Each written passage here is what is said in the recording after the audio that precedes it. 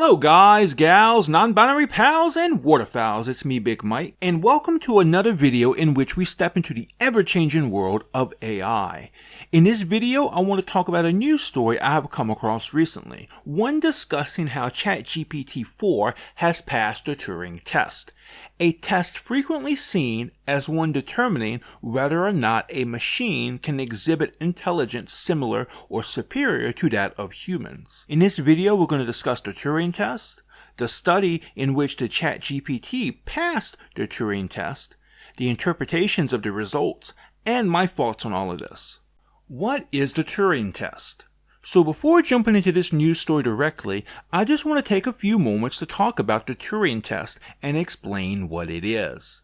While germs of what would become the Turing Test can be found in the work of some of history's greatest philosophers, such as René Descartes, Denis Diderot, and Alfred Ayer, the Turing Test would ultimately take shape in 1950. It was its namesake Alan Turing's attempt, it is commonly believed, to create a way to measure a computer's intelligence.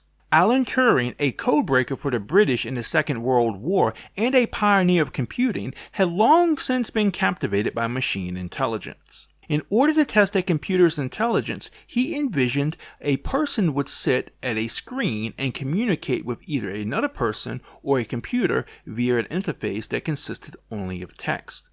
He postulated that if a person could not tell if they were talking to a computer or another person across a diverse range of subjects, he believed that we would have to conclude that the computer was just as intelligent as a person. So now I just want to explain a bit how the test itself works. This image is often used to explain the Turing test. A human interrogator C asks AI A and another human B questions and evaluates the responses.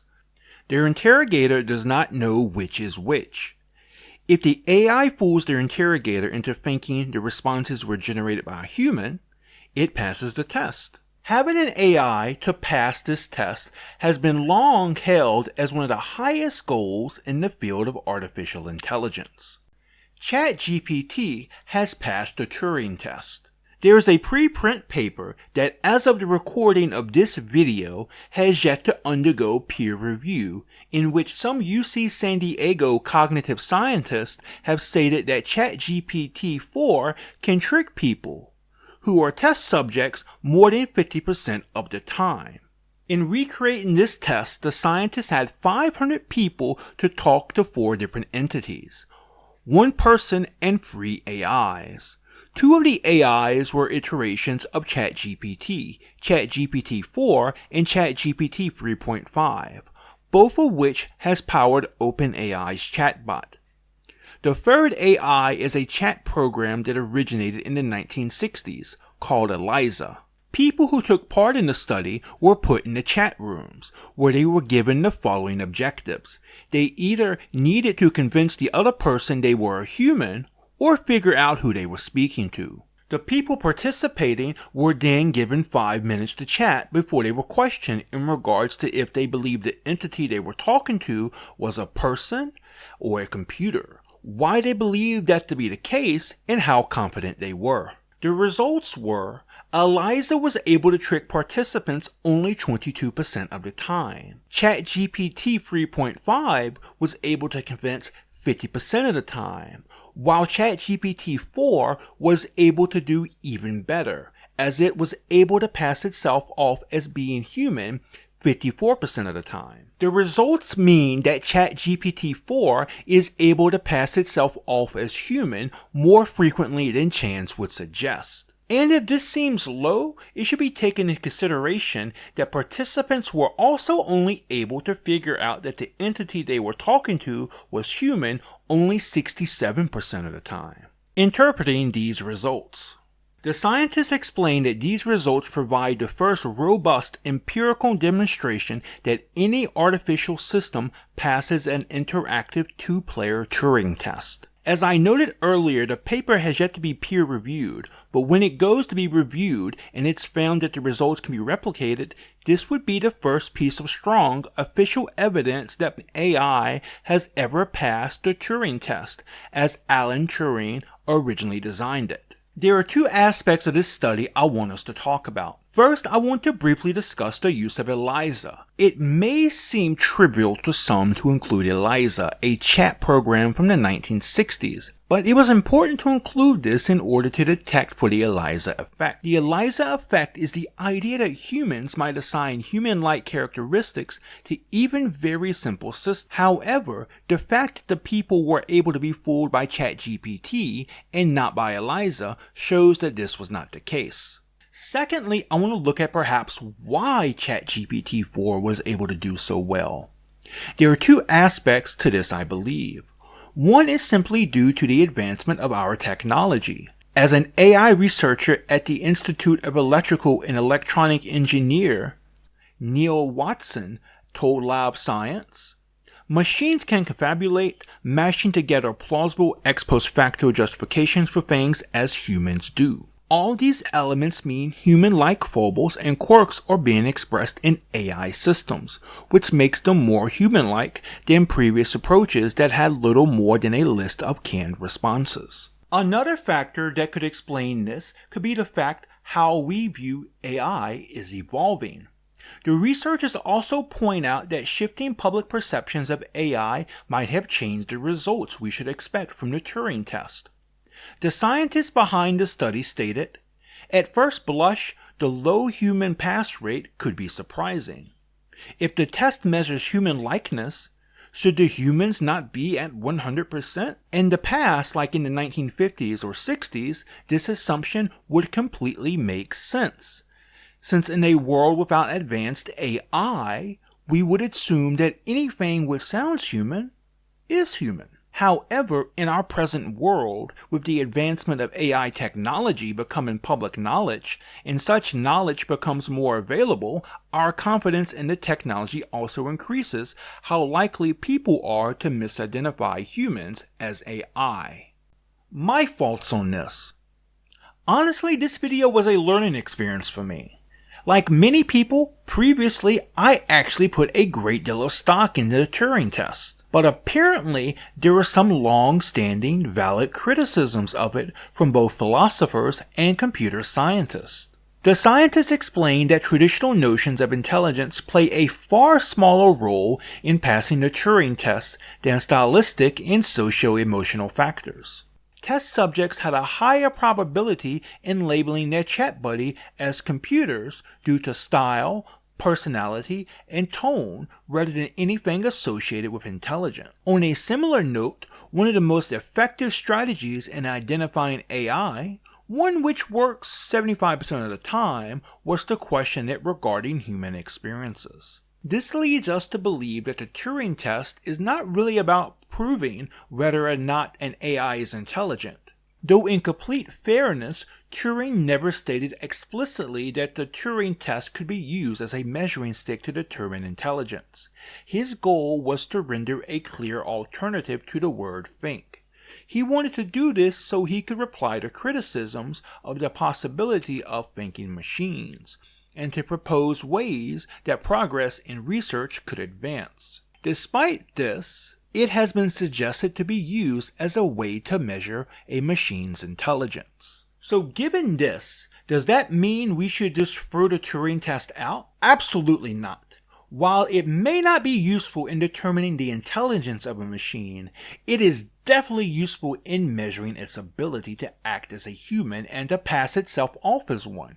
This ability, I believe, is the biggest takeaway from this story, and one that is sure to have the largest impact on our society. The scientists behind this study noted that if AI could consistently convince people that it's human, it could serve economically valuable client-facing roles that have historically been the preserve of human workers. It could mislead the general public or their own human operators and erode social trust in authentic human interactions. And we've seen all of these before. I covered quite a few of these on my channel here. In fact, in my last video on AI, we discussed how it's being used to replace human resource workers in the job hiring process. Before that, we discussed how it could be used to mislead the public through propaganda via Sora. And in my first video on AI, we discussed how one attempted to mislead a reporter. Now, what's really important here is that all of those were using older models. So if that's possible with lesser technology, what's going to be possible as our current technology progresses? And it's certainly going to do such. The next iteration of ChatGPT is set to release in late 2024 or 25, and there is no reason I know of to doubt that it's going to be better than its predecessors as passing for human. So at the end of the day, what does this mean for our society? Well, this is normally the part of the video where you'd expect me to get all apocalyptic. But honestly, I don't see that necessarily happening here. I don't think the results are going to be good.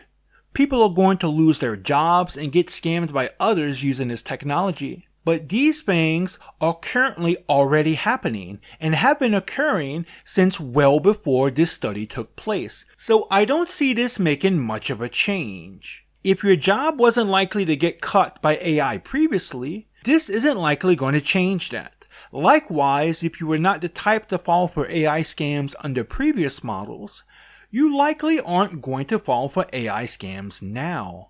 And that's because both of these aspects are governed by many other factors. So I don't think this is going to be as society changing as an AI passing the Turing test is often portrayed in science fiction. Lastly, and this isn't my fault, but one of my best bros, Zarkhan, made a good point. So I asked my followers a question. Do you think an AI passing the Turing test will have a huge impact on society? And he responded, with how many people on social media are fooled by AI, couldn't you say they already kinda do that? If an AI is able to successfully be used to scam someone, should that count as passing the Turing test? I think so, as we've seen the true value of the Turing test is in determining how well it can pass itself off as human. And if it can convince a person to trust it with money or personal information, hasn't it done just that? Admittedly, I'm no cognitive scientist or computer scientist either, but I would say yes. In closing this video, I want to do something different from what I normally do. To conclude this video, I want to share a poll I shared with my Twitter and YouTube communities. I asked you all, do you think an AI passing the Turing test will have a huge impact on society? In both the polls, as of the writing of this, the option with the most votes is no, and that's essentially the point I've taken here in this video. And with that, fam, we'll call the video proper here. Hello guys, gals, non-binary pals, and waterfowls, and welcome back to another Big Mike Inslate, baby. The part of the video that's not really part of the video, while I'm all natural, uncut, unscripted, off the cuff, Duck Daddy, baby. So I have a couple things here I want to talk about. One thing related to this video, there was a really interesting point I came up with as I was recording this video. One I didn't really know how to work in, but one perhaps positive aspect of this, of an AI passing the Turing test, its improvement as a chat model. Not to scam people, not to take somebody's job, but there are some people out there who use AI like character.ai, for example, as a friend or as a romantic partner. And for such a person, ChatGPT 4 passing the Turing test could be great news. So I just figured I'd throw that out there. I didn't know how to work it into the video, but I think it's something important to think about. Now, in regards to my videos, there are a couple things here I want to talk about. Firstly, if you love my gaming content, my indie game content, my fan game content, you're going to love the next couple of weeks.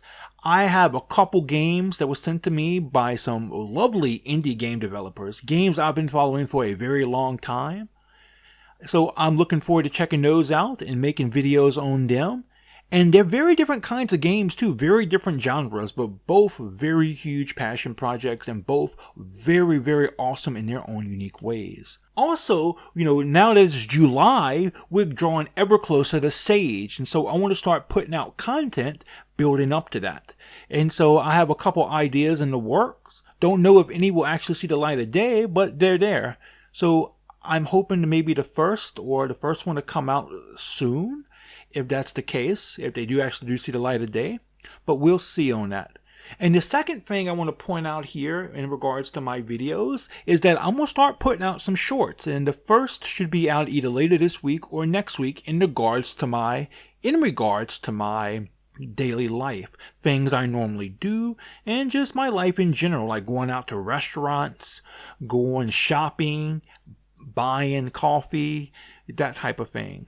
So keep an eye on that as well. It's going to be different from my normal content, and it's not going to be very long. It's going to be shorts, of course, as I mentioned. But it's going to give it an interesting look into my life. Now, I don't think I'm somebody exciting. My life isn't very... It's very much a routine. The same thing I'm doing today is something that I did yesterday, the day before yesterday, and I will do tomorrow and the day after that. But what may make it unique for many individuals is that I'm an American living abroad. So that may make it unique. Many people like, seeing foreign cultures, their concepts of food, and other aspects of living there, or living among such a culture, or in a culture, I should say. So just kind of be on the lookout for that too. And with that, that's really all I have to talk about here, fam. So I want to remind you all you lovely guys, gals, non-binary pals, and waterfowls, that Big Mike has a Ko-fi account. And for the time being and for the foreseeable future, any donation I receive on Ko-fi would go towards helping me to either build a new computer or to buy a new computer. But either way, it would go to help me get a better machine.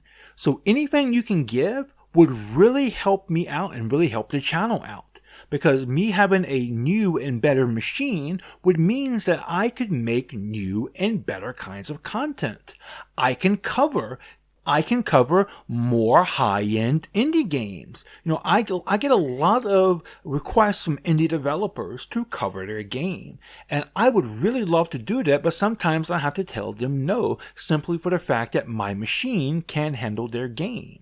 And so I would like to be able to upgrade so I can cover that. Also, I can do other stuff, like content involving virtual machines, like trying out different Linux distros, older versions of Mac, or Windows, perhaps even BSD. So if you can, check out the link below to my Ko-fi account and give me a donation. If you can't, I completely understand. Money is tight and times are hard for many people. But just the very fact that you're here watching this video and you made it this far really means the world to me. So special thanks to Fran, who does a wonderful job doing my art. She's going to be back on Twitter at some point in time. And when she does come back finally, please give her a follow. And please be sure to commission her for all of your art needs. I promise you, fam, you won't be disappointed. Not only is she a damn good artist, but she's a damn good person to work with. I guarantee it. Special thanks to all of my friends on Twitter. I wouldn't be here without you all. And a special thanks to all of you for watching this video. Please like this video if you like it. Dislike it if you dislike it. But if you want to be really cool about disliking my video, and you're watching this video right now, so I know you're damn cool, then please leave me a comment below and let me know why you dislike it so that I can improve. I can make better videos, I can improve my channel, and I can be the best damn Big Mike I can possibly be. But even if you like this video, you feel indifferent about it, or somehow you wound up here and you don't know how the hell you got here, fam, leave me a comment below and let me know. I love hearing from all you lovely guys, gals, non-binary pals, and waterfowls. And I'm not just saying that because it helps to get my channel views or it gets my channel traction in the algorithm. That is certainly a part of it. But I just love having a connection with all of you. My streaming friends have wonderful connections with their fans, their followers, their viewers. As somebody who makes traditional YouTube videos, I don't really have that. So comments is really the only way I can connect with you. And I would love that. But if you like my content, please subscribe and turn your notifications on. Until next time, fam, remember, just be yourself and you'll be awesome. Peace out!